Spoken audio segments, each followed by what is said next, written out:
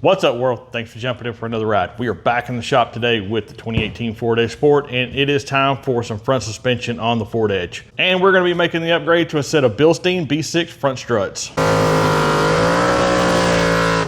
Now to start out, obviously there are some much more economical choices out there besides the B6, and in fact you can get a complete kit. Now the Bilstein B4s and B6s do not offer a pre-assembled setup, which is totally fine with me. I would actually prefer to stick with the factory Ford springs just because I know that they are tuned correctly for the vehicle from the factory. I just prefer to go with the upgrade. I've had fantastic luck out of Bilsteins. In fact, after this install, all the vehicles that we have are going to be all equipped with Bilstein shocks and struts. The Bilstein do come with the hardware, and I like that it's installed on there to protect the threads. While we're at this, we did go ahead and pick up new Motorcraft strut bearings and mounts, so we're going to be installing those at the same time. Now, down in the description below, there will be an affiliate link where we sourced all of the parts for this job. And while we're at that, I do want to say that there are two different part numbers for this, one for driver's side and passenger side, or left and right. So driver's side part number is going to be 22-283092. Again, that's driver's side. Our passenger side part number is going to be 22-283108. So again, there's going to be an affiliate link for Summit Racing Equipment where we sourced all of our parts. So feel free to check that out. We really would appreciate it. Other than that, I've definitely got a full day's worth of work ahead of me that I've got planned out. So the only thing left to do is everything. First thing that we need to do is remove the windshield wiper cowl on the 2018 Ford Edge Sport, and we're going to start with the windshield wipers. It's just going to start out with 2 rubber plugs and a 15mm. I'll grab a couple of tools and we'll get this cowl off real quick. So to remove the wipers, you're just going to have a rubber plug like so. Then the nut is a 15mm. You obviously don't need a power tool, but this will make life a little easier. Then once your nut's off, you just push on the wiper and it'll start to move. Actually, I think I can go this way. There you go, you can see it, like so. Now adjust, same thing on the other side.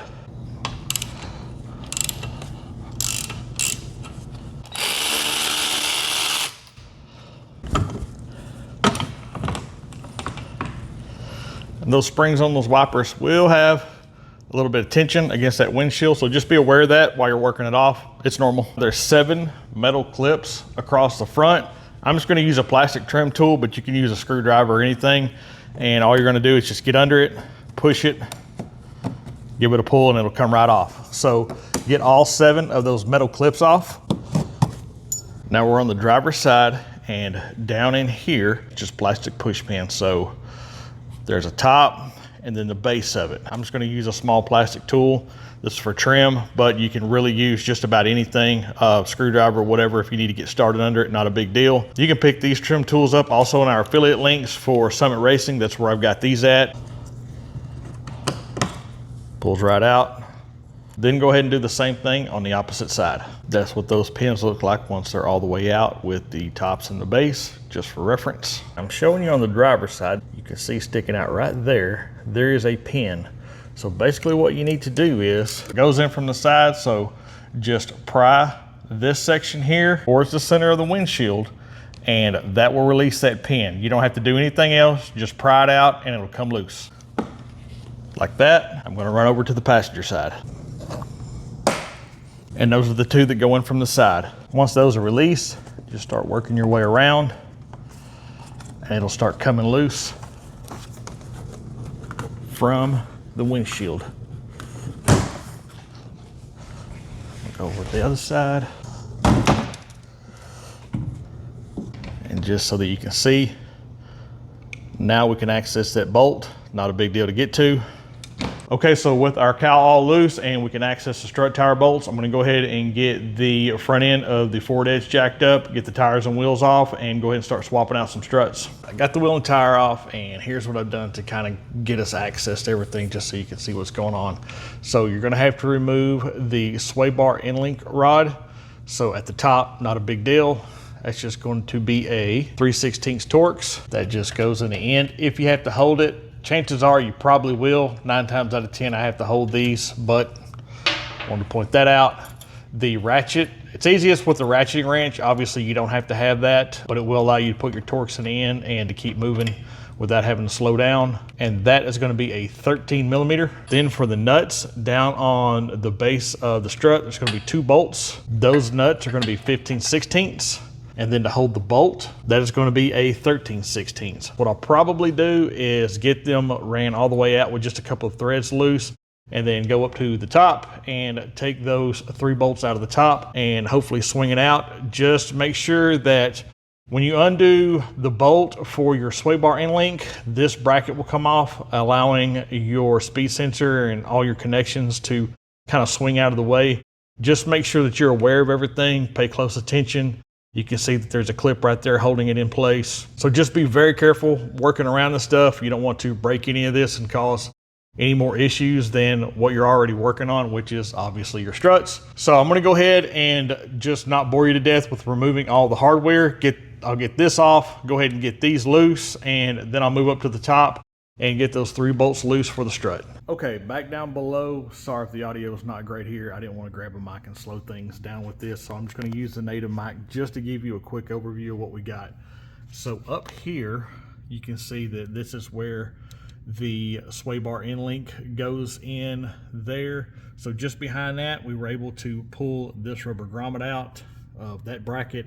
That'll give you some extra slack. And then I also used a trim tool and went ahead and pulled this plastic tab out of there, which it really needs to be pulled out anyway. That way the strut can come out.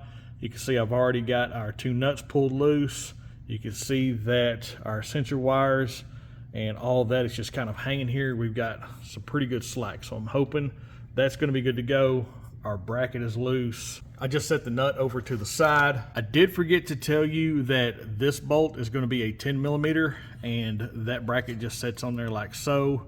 That slips up in it, and that has to come off, so went ahead and got that loose. Other than that, I think we are pretty well good to go. So I'm going to go ahead and hop up top real quick and get the bolts loose out of the top and see if we can slide the strut assembly out really quick and see what we got going on. This is what I found to be the easiest for me so far. That doesn't mean that this won't change or that there is an easier way. This is just what I found.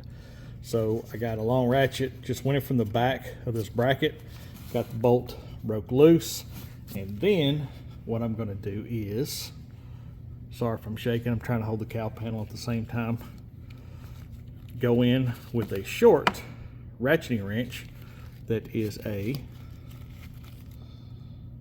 13mm, and I can go ahead and get the hardest bolt off first, and then I'll move up to the other 2 towards the front. Just want to share that with you as a tip. Right now, that's what I found, and that's what I'm going to work with. If I find something different, I will definitely let you know. I got the 3 bolts out. Strut moves at the top. Down on the bottom, these bolts are knurled, which is basically just a way of saying that there are grooves cut into those bolts. And so what they do is they kind of bite into the metal as they go in to keep them in place. So what I did was run the nut and get as much surface area as you can on the front of that bolt, get it flat, and then I took a ball peen hammer, just a flat side of a ball peen, and drove them back. So you can see they're loose now. You can see that moves around. So I'm going to go ahead and get those pulled loose, drop the strut out of there.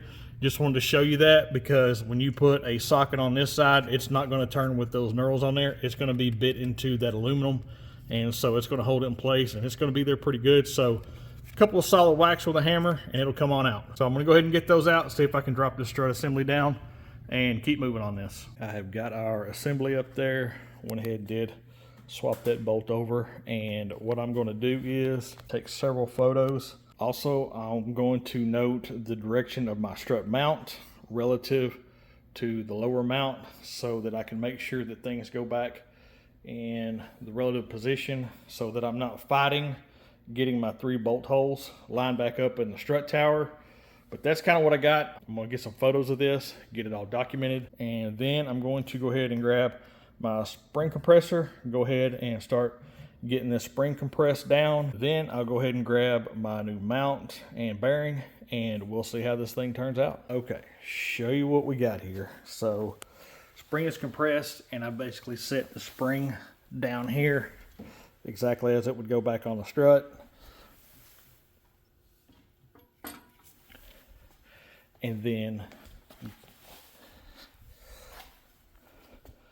you can see that the mount, the bearing, and the boot all came off basically as an assembly. I'll get to that point here in a minute. The lower mount I've gone ahead and removed from the old strut. You can see it goes into mounting positions there. Now, to get the nut off of the old strut, I did have to build a bit of a contraption here. So I have got a 3/16 spark plug socket, and then I have got a 10mm 1/4" drive ratchet, and then I could just take my 7/8, put it on my spark plug socket, and work that to get the nut off. The nut was pretty stubborn. It was stuck on there, and it is a nylock, so just to be expected. But that's kind of where everything's at. I'm going to see if I can go ahead and get the spring set on top and get the mounts and the bearings on top. There is the assembled driver's side strut. Don't forget to include that whenever you go back with your mount and your bearing. As far as the Bilsteins, this is actually a 1/4" Allen head, so it is not the standard socket size that I'd pointed out earlier. That's going to be different. Also, when you put the bearing on, there is not much information out there about this. So Colin and I actually did a ton of research, and Colin's actually the one that found it. But when you do the 2nd gen Ford Edge, for sure, I'm not sure if it's the same on other models, there's going to be a couple of notches, and those back there on the lower green portion, and you can see this at the top on the black, those need to face that inside bolt on your mount. So you can see flat side of the mount, bolt side of the mount, line up the green notch over the bolt and this over the bolt, and make sure when your spring goes back on that those are lined up to make sure that everything is orientated correctly. So I actually did this incorrectly the first time, so fixing it, and with such limited information, we definitely wanted to share this with you. So quick note, line those up and you should be good to go. This is pretty simple. You can see the spring just stops at the end of that pad right there. Other than that, that is the setup. The factory bearing actually completely blew apart, so I'm pretty sure that's why I was feeling like the struts were shot. As soon as it came apart, the factory bearing was just basically imploded. It does still have some grease in it, but there is definitely some dry spots in it. My instinct is it's probably just got some water intrusion, or the seals may have broke down, whatever it may be. But other than that, the boot went fine back up on top. It's pretty snug. We actually just used a pair of needle nose pliers, pulled it on. So other than that, make sure you use good spring compressors. Use one with double hooks on it. I didn't use one with safety pins just for swapping these out, but double hooks feel like is absolutely a must. If you want, just make sure you use something with safety pins, but it's pretty straightforward. Now the fun part is getting the bolts lined back up in the strut tower. So to get these 3 bolts started, I highly suggest having someone help you with this, which I was lucky enough to. Colin come out and help me. But to start these bolts, I started out with my short 13mm, and then using new mounts, the bolts got pretty tight really quick. So moved over to a long handle 13mm, and that's what I used to finish everything off, was the long handle 13mm. So just want to point that out if you're using new mounts, that they're going to be a little stiff as far as getting the bolts back in. So went to a long handle, no problem, got those snugged. Down the bottom, we did go ahead and take a hammer, tap our knurls up against the struts, and then went ahead and just used an impact to tighten those down. I didn't do any over-the-top torque specs on that, just a drop of blue Loctite inside of the nuts, and then ran them down with the impact just to get everything in place. I'll go back and double check the torque a little bit later, but for right now, it's just one of those forward momentum to keep things moving. Gonna start buttoning up all the excess stuff here, extra accessory stuff, if you will, all the just kind of attachment points. Colin's already moved over to the passenger side and got that wheel and tire off to keep us moving along. And so I'm gonna go ahead and button this up, and then if there's anything that's just weird over the top that's vastly different from the driver's side, I'll point that out to you. And I know this isn't just an absolute ton of detail. I'm just kind of doing a 5,000 foot overview as I go here, because this is one of those things that's probably going to take me the biggest part of the day. Just trying to keep that forward momentum, but you can kind of see that positioned up in there. New mounts, new bearings, springs back on, got the boot back on, struts hung. They look good on there. So with that, I'm going to go ahead and get all this stuff button back up and get over on the passenger side. So everything is buttoned up on the passenger side, and that went together really well. Actually, this side, as far as the lower portion, went together easier than the driver's side, but I'm probably going to go ahead and say that that is due to the learning curve of figuring this process out. Never done front struts on a Ford Edge before, but there's that. Now on the passenger side for those top 3 bolts, the biggest thing to this is I used a short and a long ratcheting wrench rather to get into these bolts, and you can see that that wiring harness is an absolute bear to work around, so I just was able to pull it up just enough to get the ratchet underneath it and work with that to get that one out. This one isn't too bad at the very front. Biggest thing with that is it's just at an angle because of your overflow reservoir here, or your expansion tank for the coolant system. I know they're probably not called overflows anymore, but to get into that, it's kind of a weird angle, not a big deal. Again, just a short and a long ratcheting wrench is your best friend here. And then one way up under there is an absolute bear. So again, same method, a short and long ratcheting wrench. But what we did was, Colin held it up. I got the easy one started first, and then I could use a flashlight basically, look down at this one to see the threads, get it started, and then went back over to this one here that is the really difficult one. So once those first 2 are lined up, the rest just kind of goes into place. And that is the front struts on our 2018 Ford Edge Sport. So really hope you got some good information out of this video, or I hope you just enjoyed hanging out in the shop with us today. I'm gonna move on to the back, and so if you're interested in that, go ahead and click on the link down below. And we appreciate you watching this video. As always, you know the deal. Go ahead and hit the thumbs up and hit the subscribe button if you haven't already. And as always, jump in for another ride.